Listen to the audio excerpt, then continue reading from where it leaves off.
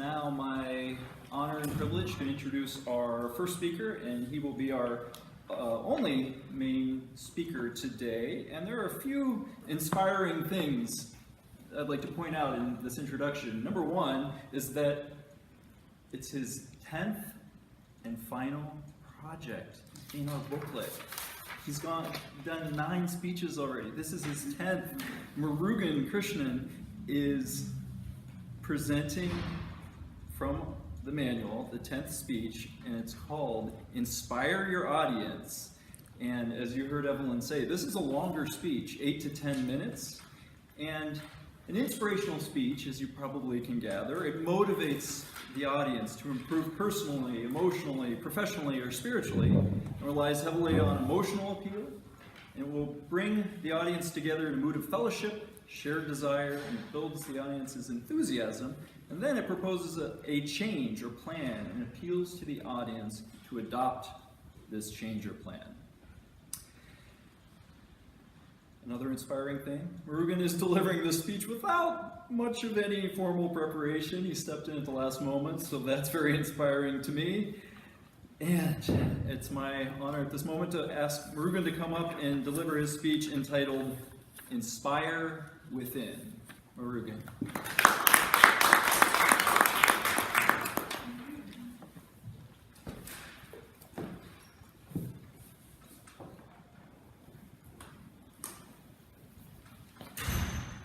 What is that you need to get to be happy?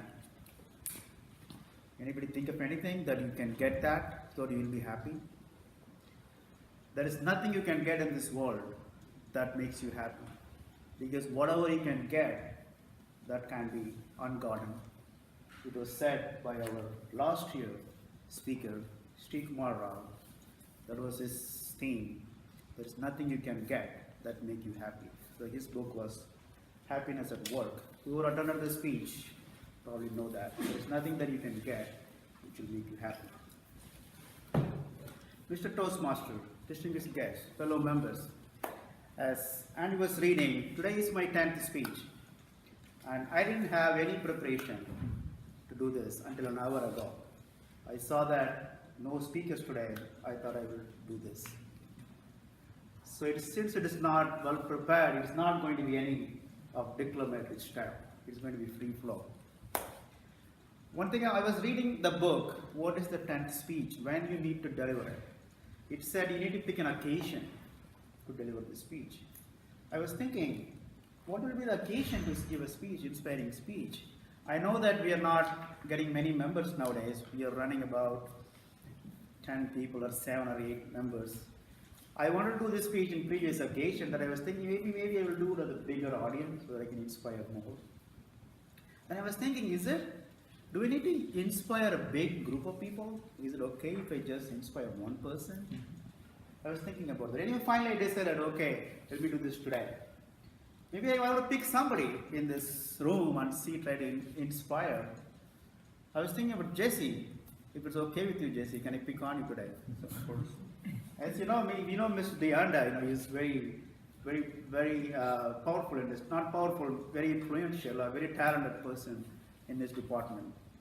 Going back to the occasion, I missed the Innovation Day speech. And also that's one occasion. I got the book. I loaned the book. I haven't got through this book yet. I just got the book. And also it's a baseball season, playoff season. So for this purpose, we're going to call, let's not assume Jesse working in the community development. He is going to be a baseball player. So we're going to call it as Slugger Deanda. That's what he's going to be. So he just played 2 innings, like what is the doubleheader on that day. End of the evening, he's coming. His coach calls him, Deanda, come here. Whenever I see you next time on the plate, I want to see a grand slam. That's what he tells him. And he walks away. As a player, he got very confused. He getting mad at him, throwing his hat and kicking and screaming at his player. How am I going to hit a grand slam every time? In order to get a grand slam, I need to get 3 guys on the base. So I can get a home run, but I'm not going to get a grand slam. So how is that even possible? So how is he going to get that inspiration? So as like we have all these And I've been working in the city for 10 years. We've gone through all these things so far. Can any of these books can give any inspiration? And there's a book, Leadership Challenge, and I used to read this. I used to have a CD. I still have the CD. I used to listen to this in this CD. So you can go through all these things and get the challenge, get the inspiration. We had Coach Wooden. Coach Wooden was here a long time ago. Now, one of the things he was saying, he will never tell his players, you have to win. You just need to participate. That's what he was saying. He was thinking. Maybe can that be an inspiration? Can you just show up? I used to say that, like participation is better than perfection. So can you just show up to a match and can you get a home run or a grand slam? How is that going to happen? Can we go through all this? Even the Coach Wooden, can somebody like Coach Wooden and come and inspire him? Well, Coach Wooden is not here anymore. He came and gone. We all had the last opportunity. One of the last people, we met face to face with him. So he's not here. He's not going to come back. So who is going to come and inspire him? Can this author come and inspire him? And there's the leadership chat, strength-based leadership. So there's a book which I read. So this book talks about you want to focus on the strengths instead of weaknesses. If you have a kid is not good in math, we try to send them to more math tuitions. Is that going to work? Maybe she is interested in dance. Maybe we want to send them to more and more dance so that he can get better. So there are books like this. There are other books like you don't need to be a title to be a leader. Can this inspire? Because we see that in our workplace, and I don't have a power, I don't have authority, I cannot influence anything. There are a lot of stories here. You don't need to be a title to be a leader. So you can go through all these books over a period of 10, 13 years. I will collect all these books. If I continue to work on another 10 years, probably I'll get another 10 more books. So what is that going to inspire you? How is it going to inspire? Going back to Dr. Sri Kumar Rao's speech, there is nothing in the world that you can get that is going to make you happiness. Whatever you can get, you can ungarden. So let me tell you one story. There is this military base. So that all the soldiers were sleeping. Then 5 o'clock in the morning, the captain comes up and bangs the door. Everybody get up, get up, get up. Then I want all of you to do your bets, and who have done the bet, come here and stand to me. Then there is a superstar like your slugger Deanda. So he's in one of the bunks. He goes there and spit everything, picks all this bag and comes here. Yes, captain, I'm done. This captain almost spits at his face. No, you are not done. You are only done once all your bunkmates are done. Then only you are done. So he may be a powerful player. He may be a home run hitter all the time. But he may be able to do his bed and come here. But that's not the expectation. You are not done if you're in a team setting until everybody in your team. So you were able to do your bed. Your next job is to finish, help other people to get the better. So that was the expectation of this captain. So you can be a powerful person, but you are not really done. Let me tell you one more example. Yes, some of you know that I have a long commute. I have 60 miles to go every day. In the morning it will take me 1 hour. In the evening it will take me 2 hours. If I go in 2 hours, it's a good day for me. So people ask me, so what is that? I'm doing it for the last 7 years. So what makes you to drive all this? Why do you keep going? Why don't you get a job right here in Orange County? This story was told to me so the story I used to tell, I'm doing it for my wife because she works there. I'm doing it for my kids because it's a very good school district, so that's why I'm doing it. But actually inside it, that's not true. If you do this, your kids go to a good school, and your wife is very close to your kids, you can take care of it. Your kids will be happy, your wife will be happy. In turn, that makes you happy. So even though I can be going around and telling, I'm doing it for my kids, I'm doing it for my some other person, but that is not the truth. At the end of the day, I am only doing it for my happiness. It makes, if I do these things, it's going to make them happy. At the end of the day, it is going to make me happy. So that's the bottom line. I think the speech, I missed the speech yesterday, I just saw the title. Nothing changed until you do. Again, I'm going to see this speech, assuming that he said kind of the same thing. Nothing that you are going to get make you happiness. Nothing that you can get going to inspire you. Not Coach Wood or not any of these authors. They are not going to come to inspire you. The happiness is within you. Only you can inspire yourself. So going back to our slugger story, how is he going to hit the home run, the grand slam every time? Usually a baseball player, you'll be sitting in the dugout waiting for your turn, you'll be eating sunflower seeds or spitting and watching. So he's not going to be the first person to come to the bat all the time. He's going to be the cleanup hitter. There's going to be 3 more guys going in front of him. So instead of eating something and looking at some other people, he has to inspire his teammates. He can do things, he can talk to them so that he can get every single person into the base. So when he comes up at the cleanup spot, he can hit that home run and he can get the grand slam.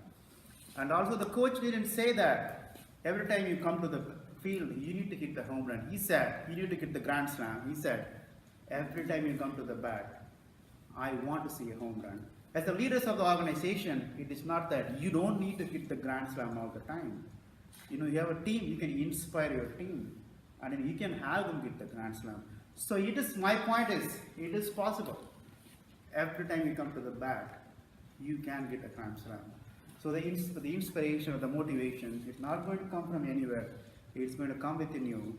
Whatever you do, it's all going to come down to your happiness. So you need to inspire with this, with yourself. And that's my story.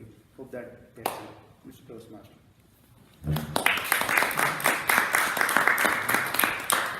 Thank you, Murugan, who will be providing Murugan with his evaluation.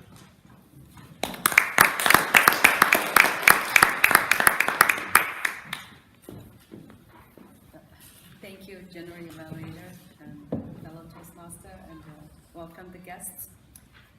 Today, very lucky to evaluate Murugan's speech. When I look at the titles, project number 10, it's already inspired me a lot. I'm scratching my head and I go, what's my topic? I'm still like number 3. I have 7 to go. And also I usually have to prepare a lot, the whole weekend. Usually I have to, can never done something like within an hour. But anyway, this is awesome. I liked Murugan's speech, especially not only within the short time frame, but also related to the most recent event on Monday, Innovation Day, and he brought all the books, which most of them the past Innovation Day, it's like a conclusion for the past 10 years.